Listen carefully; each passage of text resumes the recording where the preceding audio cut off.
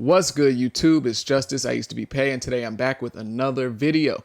And in this video, I'm going to be talking about how Kodak Black finessed one of the biggest bags in rap history, at least in the last couple of years. But before we get into that, make sure you leave a like, leave a subscribe, and I'm also going to ask you a question for the comment section down below.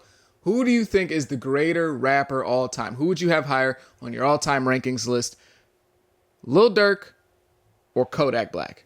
That's pretty close for me. I think Kodak recently has kind of fallen behind Durk. I think Durk has kind of taken the lead as of recently, but all time, I would still probably have to say Kodak. I think Durk needs a couple more really big, like chart smashing hits and maybe like one more fire album. But I think all time, Kodak probably still has the slight edge on Durk.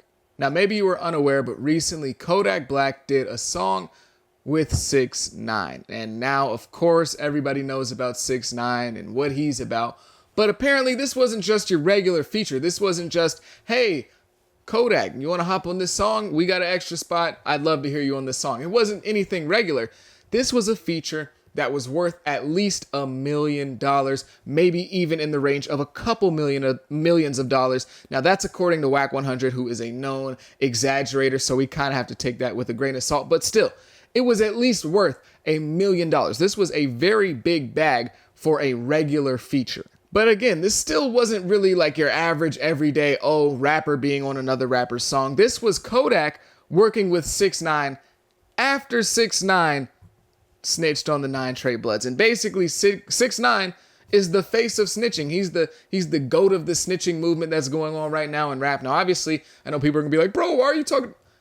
I obviously don't care about snitching. I'm not a street dude. I'm just saying it's the truth. And obviously there's a dichotomy there that's very interesting. There's 6ix9ine, the face of snitching, the goat of snitching, the snitch Jay-Z, the snitch Michael Jordan, the snitch Michael Jackson. And then we got Kodak Black, who's a street dude. So it was very interesting to see these two like, what the hell? Why are they working together? But we all know that 6ix9ine is what we would like to call a clout demon. He will do anything for clout, anything for clicks, anything to make his name bigger and brighter. And so I feel like for a long time, 6ix9ine has been dying to get a feature from a street rapper. Obviously, most street rappers don't want to work with 6ix9ine. He's a snitch. They don't want to be associated with that. You know, that's against their code and all types of stuff. And that's just bad publicity, especially if you're somebody like that's on the rise. You don't want to be known as the street rapper that worked with 6ix9ine. Nobody really wants that. And it's like, not only does everyone know that 6ix9ine snitched, but also 6ix9ine has dissed 90% of the rap industry. So even if, let's say hypothetically, 6ix9ine wasn't a snitch, people still would be very hesitant to work with him because he's just dissed so many people. And it's like, when you work with him, you typically get cut off from the rest of the industry. It's kind of like a networking thing. It's kind of like industry gangbanging. You know, if you work with Youngboy, you're probably not going to work with Durk and vice versa. So it's kind of like that, except instead of it being Youngboy and Durk, it's 6ix9ine and literally everyone else. So now we have this equation of 6ix9ine also not being liked by the entire industry and him snitching, putting those two together, making him one of the least desirable music partners in music history, in rap history probably. But since 6ix9ine knows that he has that kind of reputation, nobody wants to work with him, and he still wants to kind of keep his street cred and work with the street rapper, you know, that's like still his biggest dream is to still be called a gangster for some reason. I don't really know why. 6ix9ine, and I guess Wack100, because I guess they're working together now, they were probably willing to pay a pretty penny for pretty much any street rapper, and they probably gave this offer to a bunch of guys. I can't imagine. They probably offered somebody like DaBaby the same thing, and he said no. They probably offered a whole bunch of street dudes similar to Kodak this major offer, but nobody was willing to take it except Kodak. And I think Kodak saw the state of hip-hop, and he saw this major offer, and he just thought to himself, he had to take it. He had to take it.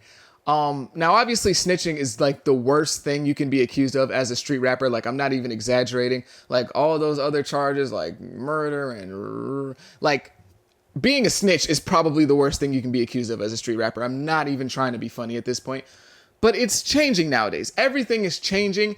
And what's specifically changing about hip hop in the modern era is that fans don't care about snitching. Sure, the other rappers may care. Sure, the industry may kind of care. But for the most part, the fans don't give a damn anymore. It's not 2010, even like back 15 years ago. It's not even the early 90s for sure. Like the fans have really changed overall in terms of hip hop, and they don't care about snitching. They don't care. As long as your music's good, doesn't matter. You can look at the type of success that Gunna's had since he got out of jail. Gunna's had a top song of the summer. His album sold like almost 90K. It was on the charts for weeks. Like, Gunna's been extremely successful, and even more successful on his own than he was before, honestly. Like, obviously, numbers wise, he was more successful back then. He sold like 150K on DS4, but he was doing this with a lot of industry support in terms of like other rappers and a lot of connections, and having Young Thug and Future and Lil Durk and Lil Baby on every single project. But now he's probably having more solo success than he's ever had in his career. Like, just him on the track, it's probably the most success he's had ever. And of course, this is because people love Gunna's music. So it's not like, oh, you can just snitch and you're good. Like, no, obviously you have to still make great music. Otherwise, people are going to make fun of you and stuff. Like, fans don't care about snitching, but they still will use that against you. But Kodak kind of saw the landscape, and he was like, look, dude, the fans don't care. I'm not the one that actually snitched. Plus, I'm getting over $1 million for this. And nobody is really going to question Kodak's street cred. Like, nobody really does that. And he's very well respected throughout the entire industry. So it's kind of like he's put this all together. He looked at the landscape and he was like, that's a huge bag. I kind of got to take it. Like, this was a huge deal for Kodak. This was a massive payday. Like, this was a ginormous payday because Kodak, he hasn't like fallen off, but he's not really in a great spot for his career right now. He just sold like 20K on his last project. There's nothing really going on for Kodak. It's pretty dead for the moment. You know, he had Super Gremlin a couple years ago, but at the moment, not a lot going on. Just being real. And Kodak probably isn't getting that much for a feature. I remember like a year and a half ago or something like that, Lil Durk did an interview and said he was getting like 330K for a feature, which I think Durk may have been gassing it a little bit, but just going off that like a year and a half ago, I would say Kodak is probably at the max able to charge like 100K on a feature at the moment. I don't know for sure. This is just speculation, of course, but at the max, let's just say he's able to charge even 150. This feature was worth over $1 million. That's over 10 times whatever he was normally getting on his features. And not only did he get more than 10 times what he would probably normally get for a feature, he gave the most minimum verse ever. Like, he literally did not try on the song. Literally did not try on the song, said like 10 words, and also was making fun of 6ix9ine on the song, and spent his entire verse explaining himself as to why he's on the song. That's how you know that Kodak, in his heart of hearts, really didn't care about this song. He didn't really want to do this. This was just him getting a quick bag, because bro literally spent the entire verse that he had explaining himself. He said, how you lose your girl to a snitch? I'm a one-man army. I ain't never need a click. I came a long way from bricks. I don't give a F. I'm making $1 million plays with these jits. It's not like we about to hit a lick. We going in on a verse. We ain't going in on a brick. And quit talking about what you do. And in some, it ain't no telling what y'all would have did. Like, he said it ain't no mixing business with the streets. Like, he's literally just explaining why he's on the song. He does, like, that's the only thing he really talks about in his verse. So he got $1 million. Let's just put this all into perspective to put a really big bow and wrap on this thing. He got an over $1 million bag. He barely said anything on the song, barely gave any effort on the verse. He spent his entire verse explaining himself. And not only that, to end it all off, nobody even really remembers this song. Can you tell me the name of the song? I purposefully haven't said it in this entire video just to see if you would even remember the name of the song. Leave a comment right now at this moment if you're caught off guard. What is even the name of this song with 6ix9ine? You may not know. The name of the song is Shakalaka.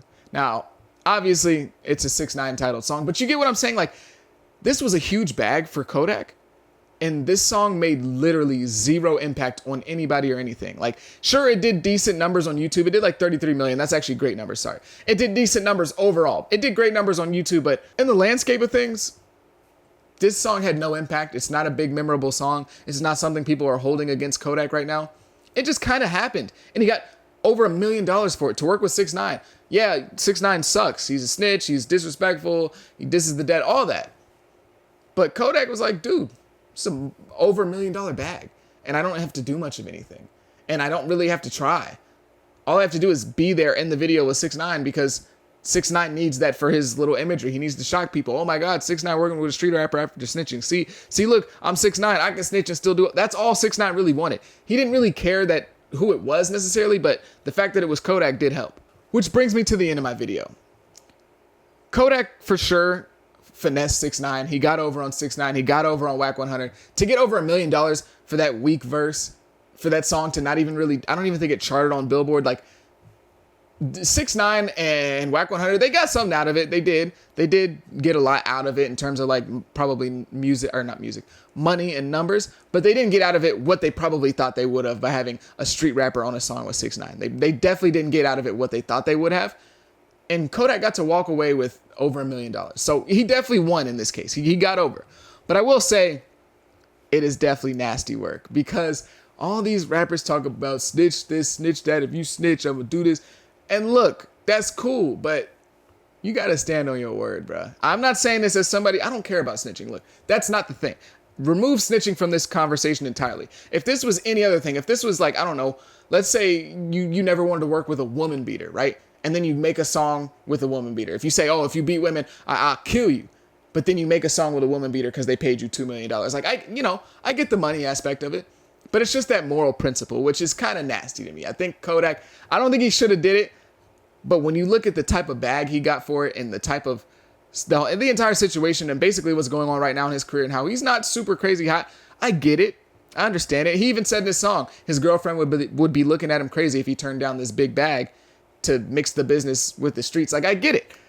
But when you hold a moral position so strongly, you got to stand on that. So I will say that part of the equation for me kind of does, like, come on, Kodak, like, that's a bad look. But in terms of this deal, in terms of him doing this feature, this is a huge finesse. This is one of the biggest finesses I've ever seen. He completely got over on 6ix9ine and Wack100. Because who really called Kodak out for this? Who called him out for this? Boosie, who calls out anything and everybody. Like, nobody really cares about what Boosie's calling out anymore. Like, just being real. And 1090 Jake. And it's not like 1090 Jake could call him out on snitching. So if 1090 Jake's not calling you out on snitching, it doesn't really matter what he's calling you out for, if it's not snitching. So Boosie and 1090 Jake are the only people who really said anything. That's it.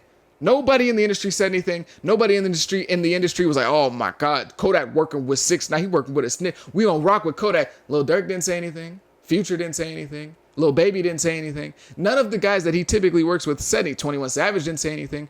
None of these dudes said anything. So I don't know if they're done working with Kodak forever, which I highly doubt. But it just goes to show, snitching is just a completely different thing nowadays. It is. And he really got over on 6ix9ine, because 6ix9ine was willing to pay that much money for a feature just because he thought it would be this huge deal. But in all honesty, the fans didn't care. They really didn't care. Like, sure, again, it did great on YouTube. I know that.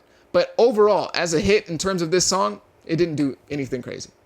It's just a regular song that Kodak happened to get paid over $1 million for.